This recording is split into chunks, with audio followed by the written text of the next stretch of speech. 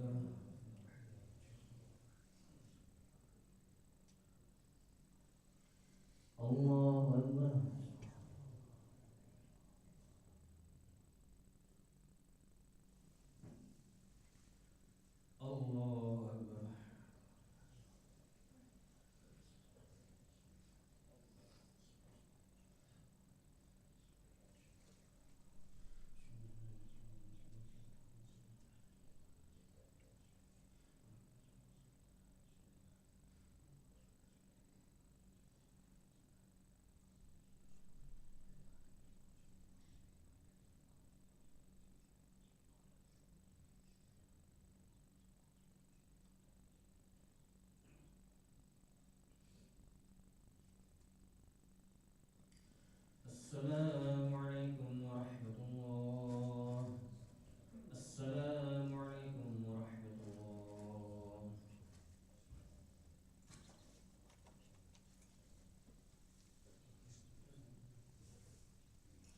صبر الواجب الذي لا إله إلا هو الحي القيوم وأتوب إليه. صبر الواجب الذي لا إله إلا هو الحي القيوم وأتوب إليه. صبر الواجب الذي لا إله إلا هو الحي القيوم وأتوب إليه. لا إله إلا الله وحده لا شريك له، له الملك وله الحمد يحيي وهو على كل شيء قدير. لا إله إلا الله وحده لا شريك له، له الملك وله الحمد يحيي وهو على كل شيء قدير. لا إله إلا الله وحده لا شريك له، له الملك وله الحمد يحيي وهو على كل شيء قدير. لا إله إلا الله وحده لا شريك له، له الملك وله الحمد يحيي وهو على كل شيء قدير. لا إله إلا الله وحده لا شريك له، له الملك وله الحمد يحيي وهو على كل شيء قدير. لا إله إلا الله وحده لا شريك له، له الملك وله الحمد يحيي وهو على كل شيء قدير. لا إله إلا الله وحده لا شريك له، له الملك وله الحمد يحيي وهو على كل شيء قدير. لا إله إلا الله وحده لا شريك له، له الملك وله الحمد يحيي وهو على كل شيء قدير. لا إله إلا الله وحده لا شريك له، له الملك وله الحمد يحيي وهو على كل شيء قدير. لا إله إلا الله وحده لا شريك له، له الملك وله الحمد يحيي وهو على كل شيء قدير. اللهم أجرنا من النار، اللهم أجرنا من النار، اللهم أجرنا من النار، اللهم أجرنا من النار، اللهم أجرنا من النار، اللهم أجرنا من النار، اللهم أجرنا من النار السالمين. اللهم أنت السلام ومنك السلام وإليك يعود السلام. حينا ربنا بالسلام وأدخلنا الجنة دار السلام. تبارك ربنا وتعالى يا ذا الجلال والإكرام. أعوذ بالله من الشيطان الرجيم. بسم الله الرحمن الرحيم. الحمد لله رب العالمين الرحمن الرحيم مالك يوم الدين. إياك نعبد وإياك نستعين. اهدنا الصراط المستقيم، صراط الذين أنعمت عليهم غير المغضوب عليهم ولا الضالين. آمين. وإلهكم إله واحد لا إله إلا هو الرحمن الرحيم. الله لا إله إلا هو الحي القيوم، لا تأخذه سنة ولا نوم، له ما في السماوات وما في الأرض. من ذا الذي يشفع عنده إلا بإذنه، يعلم ما بين أيديهم وما خلفهم، ولا يحيطون بشيء من علمه إلا بما شاء. وسع كرسي السماوات والأرض ولا يؤوده وهو العلي العظيم. إلهي رب ربنا يا معبود سبحان الله.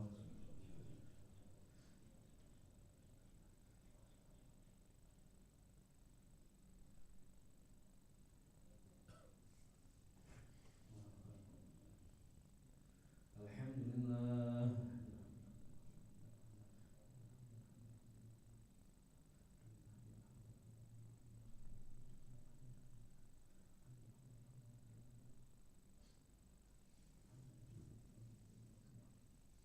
الله أكبر.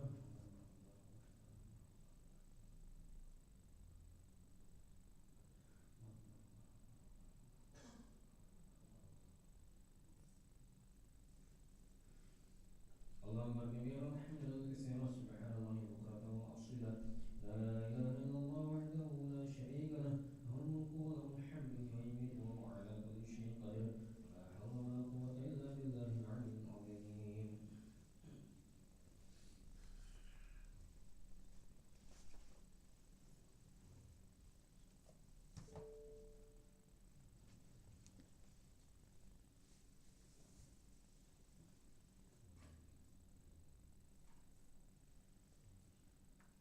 بسم الله الرحمن الرحيم. السلام عليكم ورحمة الله وبركاته.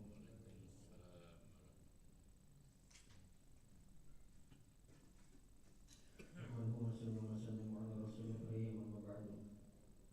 Pada kesempatan sebelum kali ini insya Allah kita akan mendengar beberapa hadis mengenai fadilah atau keutamaan dari iman. An Salih bin Mismarin wa Ja'far bin Burqana rahimahumallahu anna an-nabiy sallallahu alaihi wasallam qala lil Harith bin Malik, ma anta ya Harith bin Malik? Qala mu'minun ya Rasulullah. Qala mu'minun haqqan. Qala mu'minun haqqan. Qala fa inna li kulli haqqin haqiqatan. Fama haqiqatu dzalik? Qala ashartu laili wa azma'tu nahari wa ka'anni anzuru ila arsy rabbi hina yuja'u bihi wa ka'anni anzuru ila ahli jannati yatazawaruna fiha wa ka'anni asma'u hawa'a ahli an-nar. Qala an-nabiy sallallahu alaihi wasallam mu'minun mu'mira qalbu. Dari Saleh bin Mismar dan Ja'far bin Murqan rahimahumullah bahwasanya Nabi SAW bersabda kepada Haris bin Malik, apa kabarmu wahai Haris bin Malik? Haris menjawab, beriman wahai Rasulullah. Beliau menjawab, beriman yang bagaimana?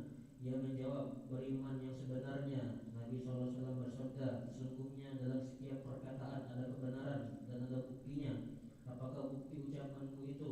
Malik menjawab, aku menjauhkan diriku dari dunia, aku hidupkan malamku, dan aku berpuasa pada siang hari, dan aku seolah-olah melihat arsy Tuhanku ketika dihadirkan, dan seolah-olah aku melihat penduduk surga saling berkunjung di dalamnya, dan seolah-olah aku mendengar rintihan teriakan penduduk neraka. Maka Nabi SAW bersabda, engkau adalah seorang mukmin yang hati diterangi cahaya. Hadis riwayat Abdul Razak. Diulangi dari Saleh bin Mismar dan Ja'far bin Burqan bahwasanya Nabi SAW bersabda kepada Haris bin Malik, apa kabarmu wahai Haris bin Malik? Haris menjawab, mukmin, beriman wahai Rasulullah. Beliau bersabda, beriman yang bagaimana? Ia menjawab, beriman yang sebenarnya. Nabi SAW bersabda, sesungguhnya dalam setiap perkataan ada buktinya. Apakah bukti ucapanmu itu? Haris bin Malik menjawab, aku menjauhkan diriku dari dunia, aku hidupkan malamku, dan aku berpuasa pada siang hari. Aku seolah-olah melihat arsy Tuhanku dihadapkan kepadaku, dan aku seolah-olah melihat penduduk surga saling berkunjung di dalamnya, dan seolah-olah aku mendengar rintihan teriakan penduduk neraka. Maka Nabi SAW bersabda, engkau adalah seorang mukmin yang hatinya diterangi cahaya. Hadis riwayat Abdul Razak. An Ma'izin radhiyallahu anhu anin Nabi sallallahu alaihi wasallam annahu su'ila ayyul a'mali afdal qala al-imanu billahi wahdah thumma al-jihad thumma hajjatun barrah tafdalu sa'iral amali kama baina matla'i syamsi ila maghribiha. Dari Ma'iz radhiyallahu anhu dari Nabi sallallahu alaihi wasallam bahwasanya beliau ditanya, amal apakah yang paling utama? Beliau sallallahu alaihi wasallam menjawab, iman kepada Allah semata, berjihad, lalu haji yang mabrur. Itu semua melebihi amal yang lain sejauh jarak antara tempat terbit matahari dan tempat terbenam. Hadis riwayat Ahmad. Diulangi dari Ma'iz radhiyallahu anhu dari Nabi sallallahu alaihi wasallam, beliau ditanya, amal apakah yang paling utama wahai Rasulullah? Beliau sallallahu alaihi wasallam menjawab, beriman kepada Allah semata, berjihad, lalu haji yang mabrur. Itu semua melebihi semua amal yang lain sejauh jarak antara tempat terbit matahari dan tempat terbenamnya. Hadis riwayat Ahmad. An Abi Umamah radhiyallahu anhu qala zakara ashabu Rasulillah sallallahu alaihi wasallam yawman 'indahu ad-dunya faqala Rasulullah sallallahu alaihi wasallam ala tasma'un innal bazalata minal iman yakni at-taqahhul. Dari Abu Umamah radhiyallahu anhu yang berkata, para sahabat bercerita tentang masalah dunia di dekat Rasulullah sallallahu alaihi wasallam. Maka Rasulullah sallallahu alaihi wasallam bersabda, apakah kalian tidak mendengar? Sesungguhnya sederhana itu sebagian dari iman, yakni bertakahul. Hadis riwayat Abu Dawud. Diulangi dari Abu Umamah radhiyallahu anhu, ia berkata, para sahabat sedang bercerita tentang dunia di dekat Rasulullah sallallahu alaihi wasallam. Maka Rasulullah sallallahu alaihi wasallam bersabda, apakah kalian tidak mendengar? Sesungguhnya sederhana itu sebagian dari iman, yakni bertakahul. Hadis riwayat Abu Dawud. Keterangan maksudnya bazazah atau sederhana adalah keadaan yang lusuh dan meninggalkan pakaian yang membuat sombong. Mengenai takahul, ahli bahasa berkata, mutqahil adalah orang yang kulitnya kering disebabkan payahnya kehidupan dan meninggalkan kemewahan. Dari kitab Riyadhus Shalihin. An Amr bin Abasah radhiyallahu anhu qala fa ayyul imani afdal qala al-hijrah qala faman hijrah qala tahjurus su. Dari Amr bin Abasah radhiyallahu anhu berkata, iman apakah yang paling utama? Nabi SAW menjawab, hijrah. Amr bertanya, apakah hijrah itu wahai Rasulullah? Beliau menjawab, engkau meninggalkan keburukan. Hadis riwayat Ahmad. Diulangi dari Amr bin Abbasah radhiyallahu anhu berkata, iman apakah yang paling utama wahai Rasulullah? Nabi SAW menjawab, hijrah. Amr bertanya, apakah hijrah itu wahai Rasulullah? Nabi SAW menjawab, engkau meninggalkan keburukan. Hadis riwayat Ahmad. Alhamdulillah telah kita dengar beberapa hadis mengenai fadilah atau keutamaan dari sifat iman. Insyaallah apa yang dengar apa kita amalkan dan kita sampaikan. A'udzubillahi minasyaitonir rajim. Bismillahirrahmanirrahim. Alhamdulillahirabbil alamin hamdan syakiran hamdan na'imin hamdan yu'afi ni'amahu wa yukafi mazidah. Ya rabbana lakal hamdu kama yanbaghi li jalalika karim wa 'azimi sultanik. اللهم صل على سيدنا محمد وسيدنا محمد ربنا ظلمنا انفسنا وان لم تغفر لنا وترحمنا لنكونن من الخاسرين ربنا اغفر لنا ذنوبنا وذنوب والدينا وارحمهم كما ربونا صغارا جميع المسلمين والمسلمات والمؤمنين والمؤمنات الاحياء منهم والاموات برحمتك يا ارحم الراحمين ربنا لا تزغ قلوبنا بعد إذ هديتنا وهب لنا من لدنك رحمة إنك أنت الوهاب اللهم أرنا حقك وارزقنا اتباعه والباطل باطلا وارزقنا اجتنابه اللهم أعنا على ذكرك وشكرك وحسن عبادتك يا مقلب القلوب ثبت قلوبنا على دينك يا مصرف القلوب صرف قلوبنا على طاعتك ربنا لا تجعلنا فتنة للقوم الظالمين ونجنا برحمتك من القوم الكافرين ربنا افرج علينا صبرا وتوفنا مسلمين ربنا اجعلنا مقيمين الصلاة من ذريتنا ربنا وتقبل دعاء اللهم الحمنا مراشد امورنا واعذنا من شر نفوسنا اللهم اهدنا واهد بنا واهدنا جميعا واجعلنا سببا لمن اهتدى يا حي يا قيوم برحمتك نستغيث أصلح لنا شأننا كلها ولا تكلنا إلى أنفسنا طرفة عين ربنا هب لنا من أزواجنا وذريتنا قرة أعين واجعلنا للمتقين إماما ربنا آتنا في الدنيا حسنة وفي الآخرة حسنة وقنا عذاب النار وصلى اللهم على سيدنا محمد النبي الأمي وعلى آله وصحبه وسلم بفضل سبحان ربك رب العزة عما يصفون وسلام على المرسلين والحمد لله رب العالمين سبحان الله بحمده سبحانك اللهم وبحمدك أشهد أن لا إله إلا أنت أستغفرك وأتوب إليك السلام عليكم ورحمة الله وبركاته صلى الله على محمد صلى الله عليه وسلم صلى الله على محمد صلى الله عليه وسلم صلى الله على محمد صلى الله عليه وسلم صلى الله على محمد صلى الله عليه وسلم صلى الله على محمد صلى الله عليه وسلم صلى الله على محمد يا ربي صل وسلم اللهم صل وسلم وبارك عليه